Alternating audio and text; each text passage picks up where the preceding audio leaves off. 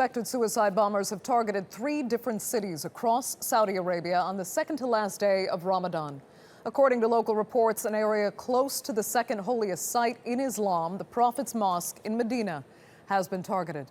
Now, flames and smoke were seen rising nearby in what is the first ever attack in Medina. 2 security men are believed to be dead. Now, earlier, a suicide bomber and a car bomb struck the eastern coastal region of Qatif.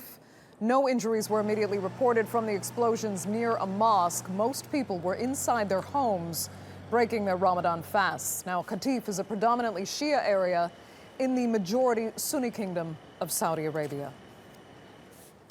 And a suicide bomber detonated explosives near a hospital parking lot in the western city of Jeddah. 2 security men who approached the man received minor injuries. That blast took place near the U.S. consulate in Saudi Arabia's second largest city and commercial hub. It's unclear whether the diplomatic building was the intended target. Well, let's cross to Hani Hazaimeh, who is in Jeddah now. He is the managing editor for the English language newspaper Arab News. Thanks so much for joining us. 3 attacks, 3 cities, a single day. Is there anything you can tell us about the seemingly coordinated nature of these bombs? First of all, let me say that what happened today is a very tragic and very sad thing as people are preparing to welcome Eid and end Ramadan and say farewell to Ramadan, and then they are shocked with these terrorist attacks in one day.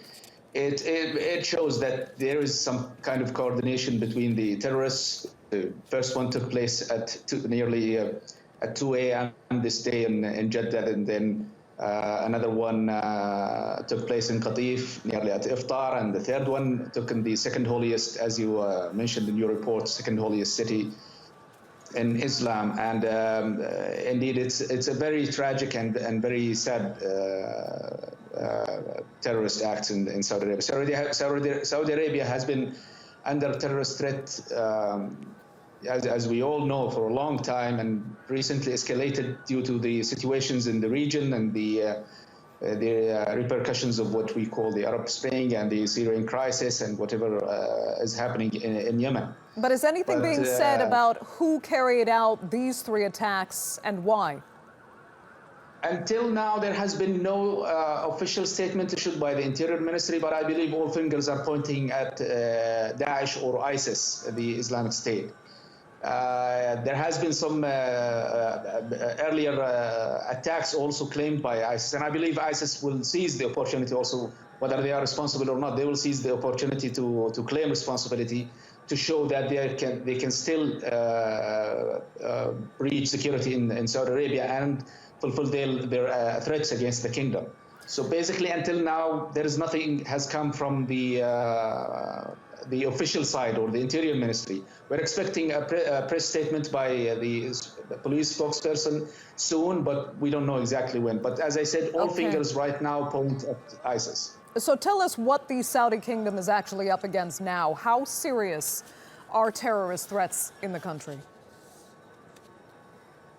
I think, Saudi Arabia has been so supportive of ending the Syrian crisis for years for now, and they've been calling for political solution rather than a military action in Syria. And I think for supporting some of the groups of some of the fighters in Syria, they have been,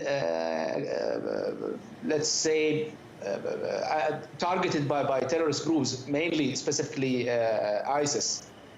Also, we have to not to forget the war in Yemen.